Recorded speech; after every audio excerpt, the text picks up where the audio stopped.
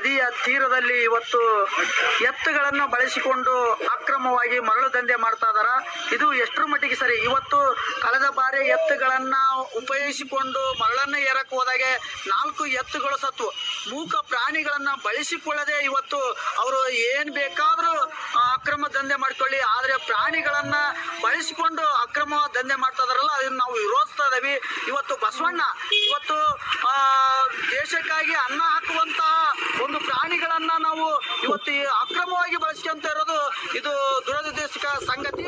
ದಯಮಾಡಿ ಇದನ್ನ ಬಳಸಿಕೊಳ್ಳದೆ ಈಗ ಏನು ಅಕ್ರಮವಾಗಿ ಎತ್ತುಗಳನ್ನ ಬಳಸಿಕೊಂಡು ಮರಳಗಳನ್ನ ಮಾಡ್ತಾ ಇದಾರ, ಅವರ ಮೇಲೆ ಕಾನೂನು ರೀತಿ ಶಿಸ್ತು ಕ್ರಮ ಕೈಗೊಳ್ಳಬೇಕು ಮತ್ತು ಜಿಲ್ಲಾಡಳಿತ ಮತ್ತು ತಾಲೂಕು ಆಡಳಿತ ಎಚ್ಚೆತ್ತುಕೊಳ್ಬೇಕು ಅಂತಂದು ಈ ಮೂಲಕ ಎಚ್ಚರಿಕೆಯಾಗಿ ನಾವು ಹೇಳ್ತಾ ಇದ್ದೇವೆ. ತುಂಗಭದ್ರಾ ನದಿಯ ತೀರದಲ್ಲಿ ಇವತ್ತು ಎತ್ತುಗಳನ್ನು ಬಳಸಿಕೊಂಡು ಅಕ್ರಮವಾಗಿ ಮರಳು ದಂಧೆ ಮಾಡ್ತಾ ಇದಾರ.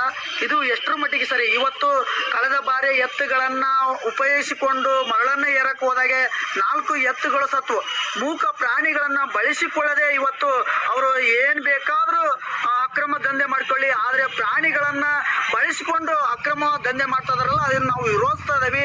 ಇವತ್ತು ಬಸವಣ್ಣ ಇವತ್ತು ದೇಶಕ್ಕಾಗಿ ಅನ್ನ ಹಾಕುವಂತಹ ಒಂದು ಪ್ರಾಣಿಗಳನ್ನ ನಾವು ಇವತ್ತು ಅಕ್ರಮವಾಗಿ ಬಳಸ್ಕೊಂತ ಇರೋದು ಇದು.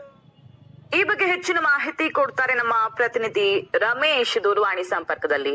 ರಮೇಶ್, ನಮಗೆ ವಿಡಿಯೋ ಸಿಗುತ್ತೆ, ಸಾಕ್ಷಿ ಸಮೇತ ಅಕ್ರಮ ನಡೀತಾ ಇದೆ, ಅಮಾನವೀಯತೆ ಅಲ್ಲಿ ಇದೆ ಅನ್ನೋದನ್ನ ನಾವು ನೋಡಬಹುದಾಗಿದೆ. ಅಧಿಕಾರಿಗಳಿಗೆ ಯಾಕೆ ಕಾಣ್ತಾ ಇಲ್ಲ ಅಥವಾ ಆಕ್ಷನ್ ತಗೊಳಕ್ ಆಗ್ತಾ ಇಲ್ವಾ?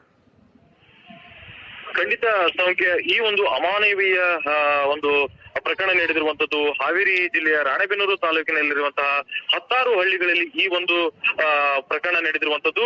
ನೀವು ದೃಶ್ಯಾವಳಿಯಲ್ಲಿ ಕೂಡ ನೋಡ್ಬೋದು ಸೌಖ್ಯ. ಏನು ಅಂತಂದ್ರೆ ಅಲ್ಲಿರುವಂತಹ ಏನು ಮೂಕ ಪ್ರಾಣಿಗಳಿದಾವೆ, ಎತ್ತುಗಳಿದಾವೆ, ಆ ಒಂದು ಎತ್ತುಗಳನ್ನ ಬಳಸಿಕೊಂಡು ಎತ್ತಿನ ಬಂಡಿಯಲ್ಲಿ ಸುಮಾರು 8 ರಿಂದ 10 ಕ್ವಿಂಟಲ್ಗೂ ಅಧಿಕವಾಗಿರ್ತಕ್ಕಂಥ ಮರಳನ್ನ ತುಂಬಿಕೊಂಡು ಅವರು ಬೇರೆ ಕಡೆ ಸಾಗಾಟ ಮಾಡ್ತಾ ಇದ್ದಾರೆ. ಈ ಒಂದು ಐಡಿಯಾನ ಉಪಯೋಗಿಸ್ತಾ ಇದ್ದಾರೆ ಸೌಖ್ಯ. ಇಲ್ಲಿ ಏನು ಅಂತಂದ್ರೆ ಯಾವ್ದಾದ್ರು ಟ್ರ್ಯಾಕ್ಟರ್ ನ ತೆಗೆದುಕೊಂಡ್ರೆ ಅಥವಾ ಯಾವ್ದಾದ್ರು ಲಾರಿಯನ್ನ ತೆಗೆದುಕೊಂಡು ನಾವು ಮರಳು ಮಾಫಿಯನ್ನ ಮಾಡಿದ್ರೆ ಪೊಲೀಸ್ನವರು, ತಹಶೀಲ್ದಾರ್ ಜೊತೆಗೆ ಅಂತಂದ್ರೆ ಗಣಿಗಾರಿಕೆ ಇಲಾಖೆ ಅಧಿಕಾರಿಗಳು ಏನಂತಂದ್ರೆ ಈ ಒಂದು ನಮಗೆ ಶಿಕ್ಷೆಯನ್ನು ಕೊಡ್ತಾರೆ ಅನ್ನೋ ದೃಷ್ಟಿಯಿಂದ ಈ ಒಂದು ಉಪಾಯನ ಮಾಡಿಕೊಂಡು ಬೇರೆ ಕಡೆ ಗ್ರಾಮದ ಮೂಲೆಯಲ್ಲಿ ಸ್ಥಳವನ್ನ ಹುಡುಕಿ ಅಲ್ಲಿ ಸಂಗ್ರಹ ಮಾಡ್ತಾರೆ.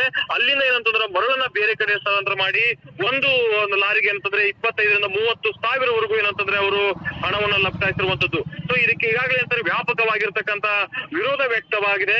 ಮೂಕ ಪ್ರಾಣಿಗಳನ್ನ ಬಳಸಿಕೊಂಡು ಅಕ್ರಮ ಮರಳುಗಾರಿಕೆಯಲ್ಲಿ ನೀವು ರೈತರ ಒಂದು ಹೆಸರನ್ನ ಬೇರೆ ರೀತಿಯಾಗಿ ನೀವು ಬಳಸ್ಕೊಳ್ತಾ ಇದ್ದೀರಿ. ಮೂಕ ಪ್ರಾಣಿಗಳ ರೋಧನೆ ಅಥವಾ ಮೂಕ ಪ್ರಾಣಿಗಳ ಹಿಂಸೆ ನಿಮಗೆ ತಟ್ಟದೆ ಇರಲಾರದು. ಹೀಗಾಗಿ ಇದನ್ನ ಬಂದ್ ಮಾಡಿ, ಜೊತೆಗೆ ರಾಣೆಬೆನ್ನೂರು ಗ್ರಾಮೀಣ ಪೊಲೀಸರ ಒಂದು ನಿಷ್ಕಾಳಜಿಯೂ ಕೂಡ ಏನಂತಂದ್ರೆ ವ್ಯಾಪಕವಾಗಿರ್ತಕ್ಕಂಥ ಒಂದು ವಿರೋಧ ವ್ಯಕ್ತವಾಗಿದೆ. ಗೊತ್ತಿದ್ರು ಕೂಡ ಓಕೆ, ತಕ್ಷಣಕ್ಕೆ ಆಕ್ಷನ್ ಆಗ್ಲಿ ಅನ್ನೋದೇ ನಮ್ಮ ಉದ್ದೇಶ. Thank you Ramesh.